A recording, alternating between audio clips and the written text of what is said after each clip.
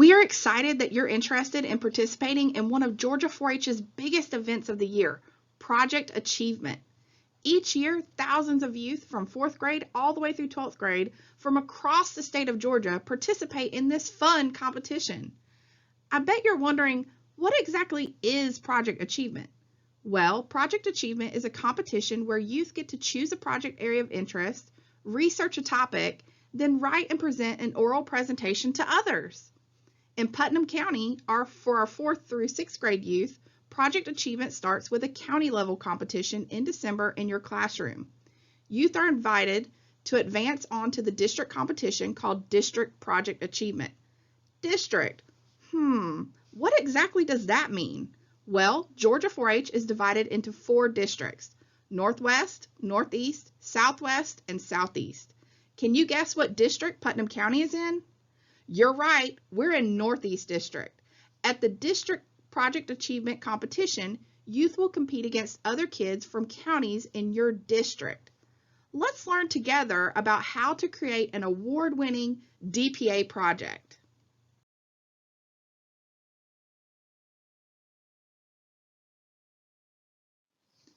DPA is more than just a fun competition.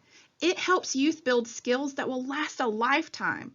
Through DPA, youth practice written communication, organization, and public speaking skills. These skills are vital to becoming a successful adult. Most importantly, through DPA, youth gain confidence in themselves. They are able to see that with a little bit of hard work, practice, and a splash of bravery, they can accomplish their goals.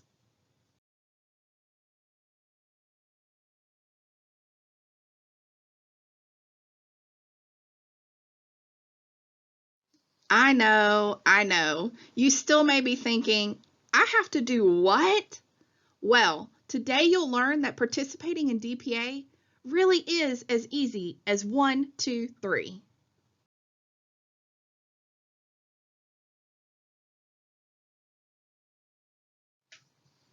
So what are the 3 simple steps to DPA?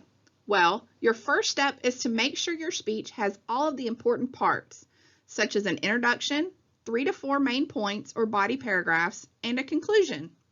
Second, you'll need to create and gather some visual aids to go with your speech.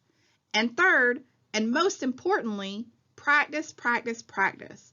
The more you practice, the better you'll become at presenting, and the more confident you'll feel.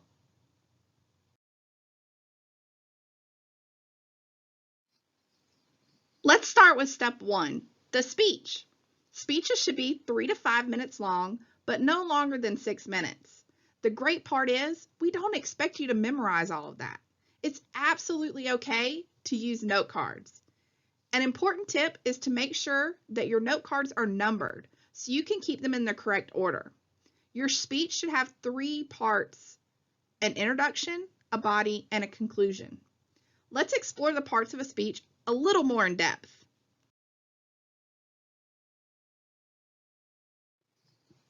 An introduction is where you introduce the audience to your overall topic, main points, and most importantly, yourself. An introduction should be catchy. Include the title of your project, your name, and review your main points with your audience.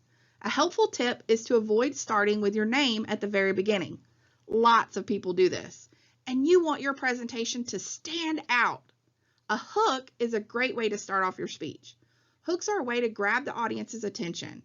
You can use humor, a short story, a surprising fact, some history, or even a great quote.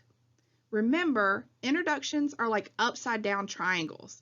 They start off broad by introducing your overall topic, and then you go specific by reviewing what main points you will be discussing in your speech.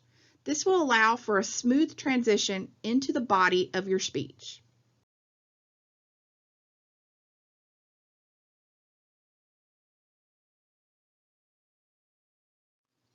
The body of a speech is where you get to present all of that fun information that you've researched. It should have at least 3 main ideas or body paragraphs. For example, if my overall topic was football, my 3 main points to present might be equipment needed to play, rules of the game, and positions. The body should be well organized. You can order your main points in many different ways. order of importance, chronological order, or cause and effect. Make sure that your points are clear to the audience and try to have a smooth transition from one point to the next. Most importantly, include lots of researched information about each of your points. Use definitions, examples, and facts. Remember, the body is where all the cool information goes that you share with your audience.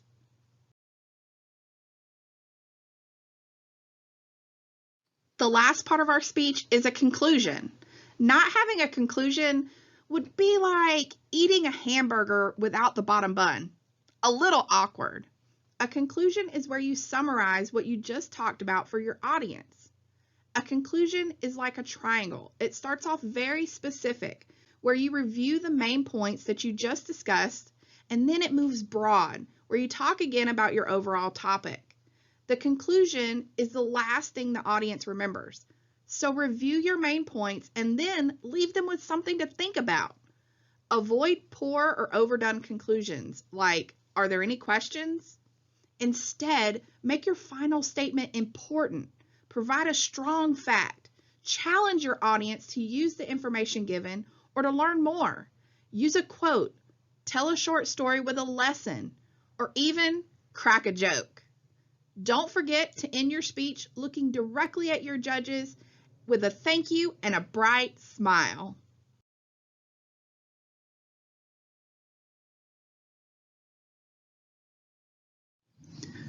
Remember I said that DPA is as easy as 1, 2, 3? Well, we're on to step 2. Step 2 is to create and gather your visual aids. Visual aids give the audience an outline of your speech and, most importantly, visuals for what you're talking about. For your title poster, you want to make sure that your font is large and has a key picture with it. It's important to have a clear place on your poster or trifold board for each of your main points, with a heading and bulleted points. Make sure all of your fonts can be read clearly from far away. But remember that pictures are the most important part. So keep your speech on your note cards and don't put all of your words on your visuals. Leave room for the pictures. Some other fun tips that people like to do is get creative with their bullet points. For example, you may use a paw print clip art picture to be the bullets for a speech about dogs. Other fun things to use are maps, charts, graphs, and diagrams. These can help add a visual element to your presentation.